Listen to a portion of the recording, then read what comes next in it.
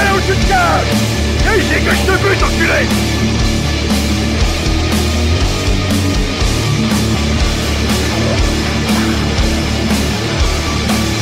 Si tu te pointes encore, tu peux être sûr que tu repars avec la bite dans un Tupperware.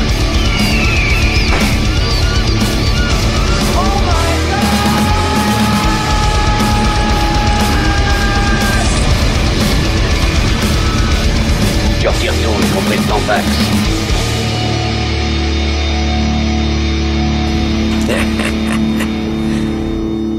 Pardon. Salut tout le monde, au cours de ma précédente vidéo, je vous avais parlé des studios Asylum et de leur copie cinématographique affligeante.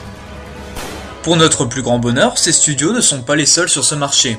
Tomcat est en effet également un grand spécialiste en matière d'imitation ringarde, surtout lorsqu'il s'agit de démonter les productions Marvel comme Captain America, Iron Man ou encore Hulk, rebaptisé en Bulk. Et c'est de ce dernier film dont je vais vous parler. La particularité de The Amazing Bulk, c'est qu'il est intégralement réalisé sur fond vert, avec des décors en images de synthèse. Décors que l'on pourrait qualifier d'originaux. Non, c'est dégueulasse en fait. Non mais attendez, vous avez vu la gueule de l'étoile sur la voiture? Ils ont embauché une gamine de 4 ans pour les dessins ou quoi?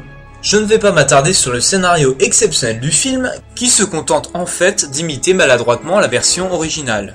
Scientifique raté travaillant pour l'armée, Hank n'arrive à rien mis à part foirer ses expériences en transformant des rats en fumée.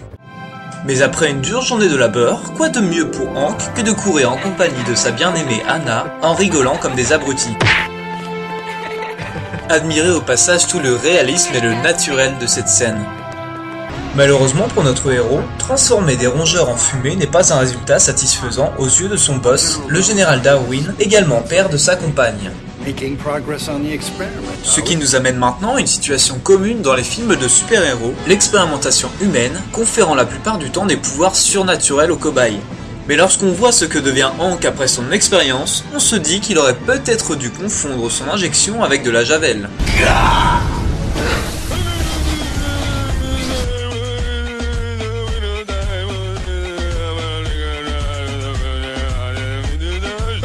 Souvenez-vous donc de ne jamais énerver Hank au risque de le voir se transformer en gélatine violette et dandiner son arrière-train dans les rues. Évidemment traqué par les forces de l'ordre, le pauvre Bulk est condamné à fuir nu dans les rues. Ce qui donne lieu à une course-poursuite qui dépasse l'entendement humain. Bon, visiblement, Bulk déteste les voitures et le mobilier urbain. En même temps, les gens dans cette ville doivent être un peu cons vu qu'ils se garent en plein milieu de la rue. Et en plus, je ne sais pas si vous avez fait attention, mais les décors utilisés pour cette scène sont tellement réutilisés qu'on a l'impression que la poursuite se limite au pâté de maison.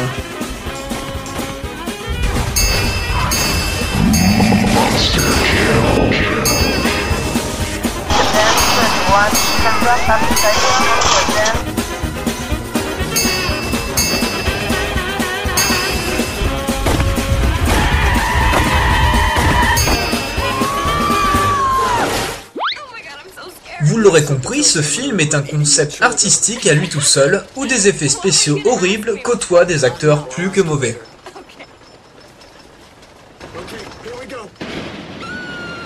Non mais c'est pas possible, tuez-les là!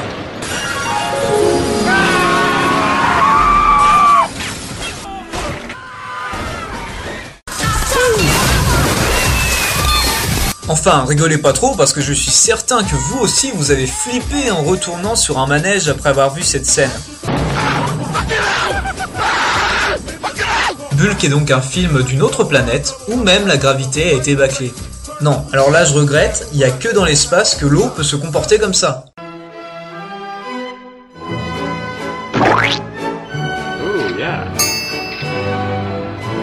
Suite aux dégâts provoqués par Bulk, le pauvre Hank est fait prisonnier par son futur beau-père.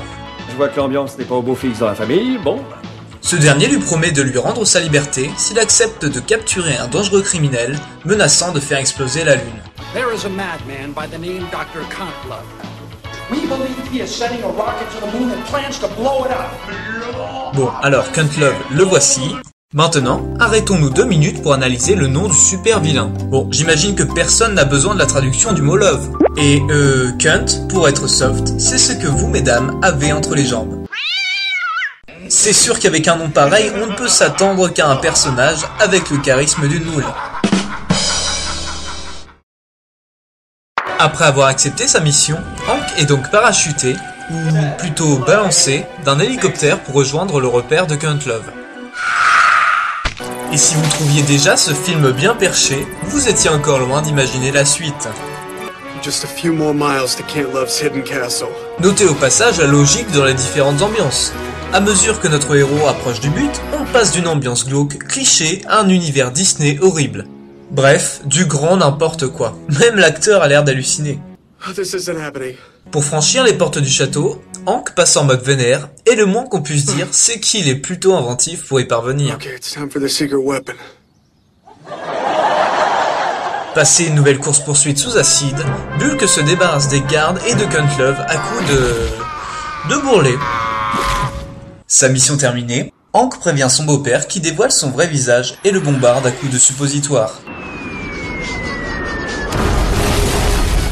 Notre héros prend alors ses jambes à son cou et la scène qui suit démontre à quel point les producteurs du film voulaient en finir au plus vite.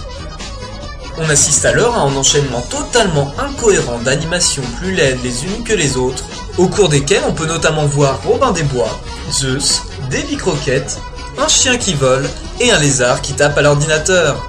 Nous avons d'ailleurs retrouvé le producteur du film qui tient à se justifier sur ce passage. C'est excellent, on se rend pas compte, mais on fait tous caca une fois par jour. Tous, quoi. On est des millions, des milliards, quoi. On fait tous caca. Et on se rend même plus compte à quel point c'est important, quoi, tu vois. Très bien, merci pour cette intervention. En conclusion, ce qu'il faut retenir de ce film, c'est que... Se droguer, c'est mal. Cette vidéo touche maintenant à sa fin. J'espère que vous l'avez appréciée. À bientôt pour de nouvelles aventures.